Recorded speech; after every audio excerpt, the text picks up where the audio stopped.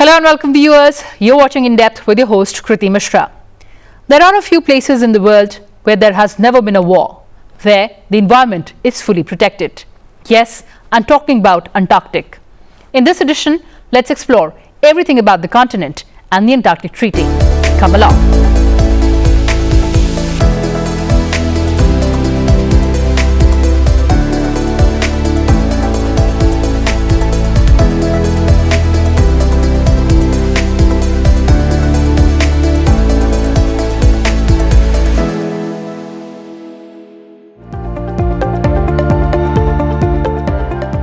At the southern end of our world, those who share the challenges of distance and cold to visit the ice-bound continent have developed a tradition of warm cooperation.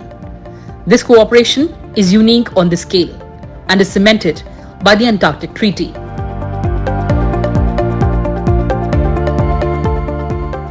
The Antarctic continent is vast. It embraces the South Pole with permanent ice and snow. It is encircled by floating barriers of ice, stormy seas, and appalling weather. Its great altitude chills the air to extremes, and its descent to sea level across a moving ice sheet generates the world's strongest winds. The cycling seasons reveal the spectacular natural forces of our planet. The surrounding seas teem with wildlife, and just 2% of this continent is free of ice, allowing a small toehold for hardy animals and plants. And its extraordinarily inhospitable environment. These factors combined for centuries to keep humans away from all but the subantarctic islands and parts of the Southern Ocean where whaling and sealing took place.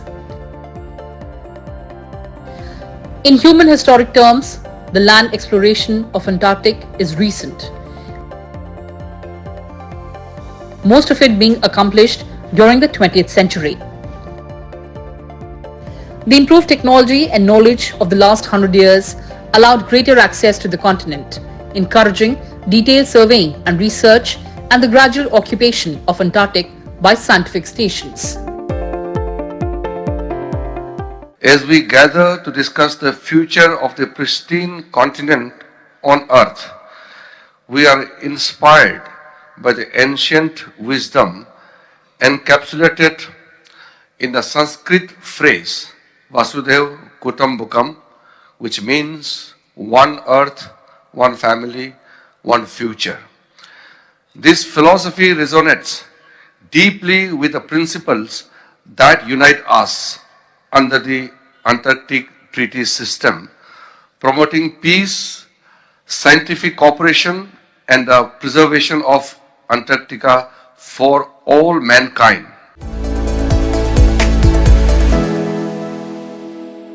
The hosting of the 46th Antarctic Treaty Consultative Meeting and the 26th meeting of the Committee for Environmental Protection reflects India's growing role as a responsible global stakeholder in efforts to preserve Antarctic for future generations.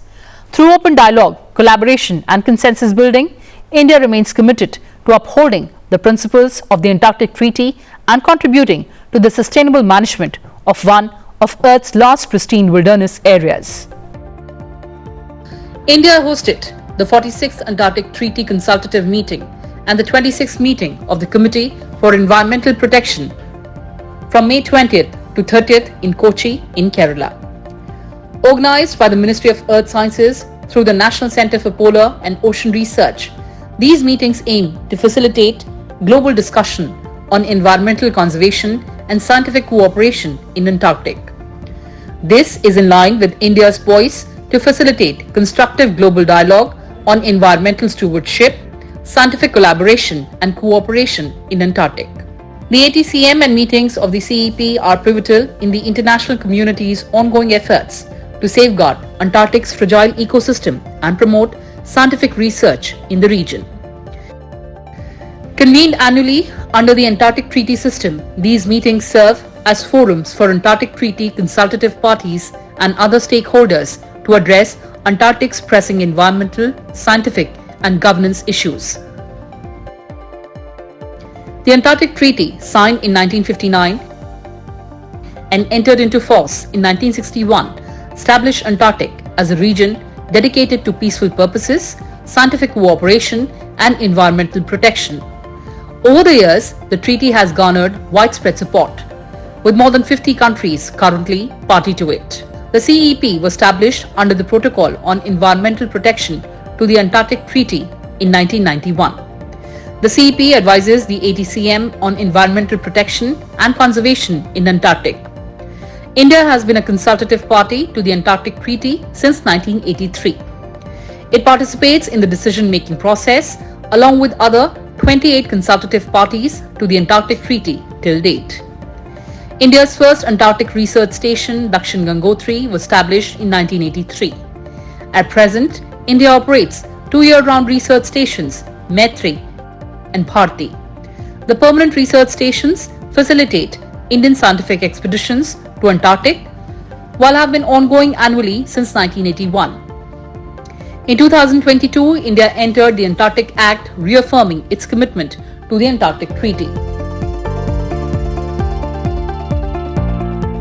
As a signatory to the Antarctic Treaty, India remains dedicated to environmental protection, scientific cooperation, and peaceful operations in Antarctic.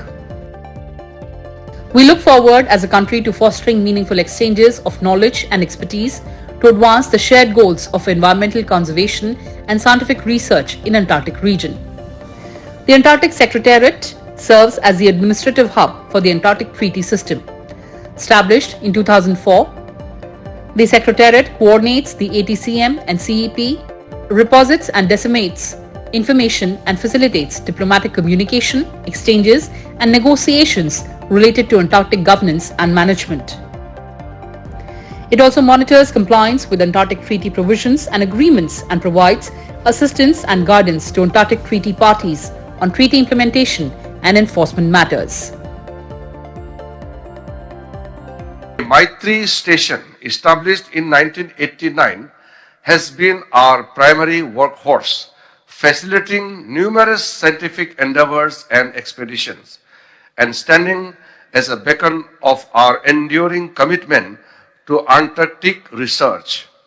In 2012, we further expanded our research capabilities with the establishment of the Bharati Station. We are committed to understand India's connect with Antarctica and would advocate for responsible and regulated tourism. As we look to the future, we are excited to announce India's plan to build a new research station, Maitri 2. This enhancement will strengthen our capabilities to conduct vital research, particularly in connection with the instability of East Antarctic ice sheet.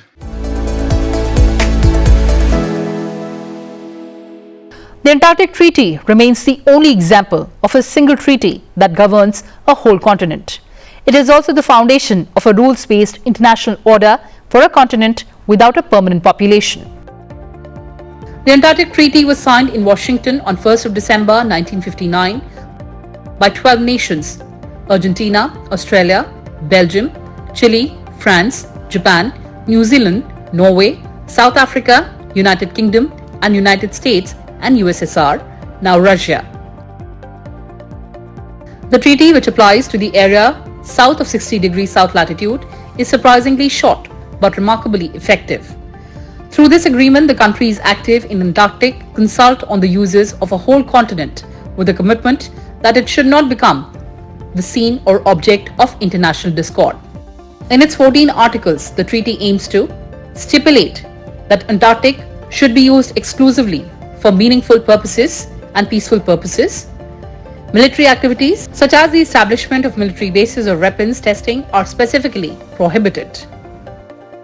Guarantees continued freedom to conduct scientific research, promotes international scientific cooperation, including the exchange of research plans and personnel, and requires the results of research be made freely available. Sets aside the potential for sovereignty disputes between treaty parties by providing that no activities will enhance or diminish previously asserted positions with respect to territorial claims provides that no new or enlarged claims can be made, and makes rules relating to jurisdiction. It prohibits nuclear explosions and the disposal of radioactive waste. It provides for inspection by observers designated by any party of ships, stations and equipment in Antarctic to ensure the observance of and compliance with the treaty.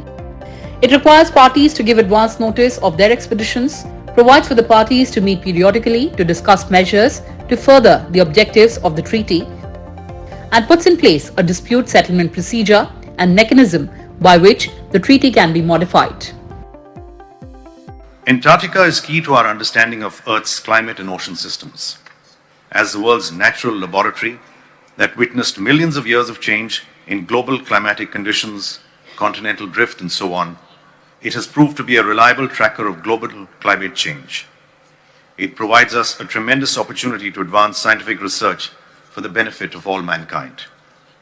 Today, the threat of climate change and global warming on the polar ecosystems is of immediate concern to all of us. Rapid melting of the polar ice and a rise in sea level threatens the very existence of low-lying small islands. There is an urgent need to find solutions to care for the continent and its fragile ecosystem. Since entering into force on 23 June 1961, the treaty has been recognized as one of the most successful international agreements. Problematic differences over territorial claims have been effectively set aside, and as a disarmament regime, it has been outstandingly successful. The treaty parties remain firmly committed to a system that is still effective in protecting their essential Antarctic interests. Science is proceeding unhindered. Since the first Antarctic Treaty Consultative Meeting, or ATCM, in 1961, the parties have met frequently, now annually, to discuss issues as diverse as scientific cooperation, measures to protect the environment, and operational issues, and they are committed to taking decisions by consensus. This process has allowed the Antarctic Treaty to evolve into a system with a number of components that meet the special needs of managing activities in the Antarctic while protecting national interests. This regime is now known by the broader title of Antarctic Treaty System, which operates under the umbrella of the annual ATCM. In the last 2 decades, our knowledge about polar regions have advanced manifold, especially their role in modulating global weather and climate. They play a very important role in influencing Earth system processes by altering planetary energy budget, moderating temperature gradient between the equator and the poles, and regulating variability in atmospheric circulation. The treaty provided that any party could call for a review conference after the expiration of 30 years. No party has done so. In 1991, on the 13th anniversary of the treaty, the parties recognized the continuing strength and relevance of the treaty by adopting a declaration recording their determination to maintain and strengthen the treaty and to protect Antarctic's environmental and scientific values. Under the treaty, each party has enjoyed peaceful cooperation and freedom of scientific research.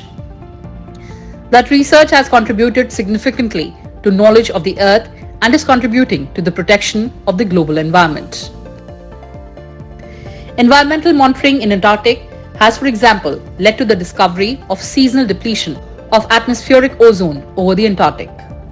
As the Antarctic Treaty System matures, it has become recognized as one of the most successful sets of international agreements, setting an example of peaceful cooperation for the rest of the world.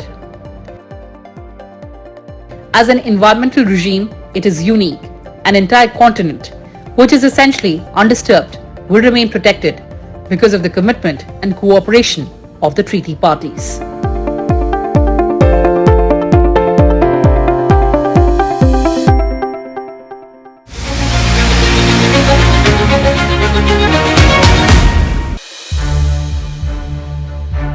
To watch more programs of Sansad TV, subscribe to our YouTube channel and don't forget to like and share them.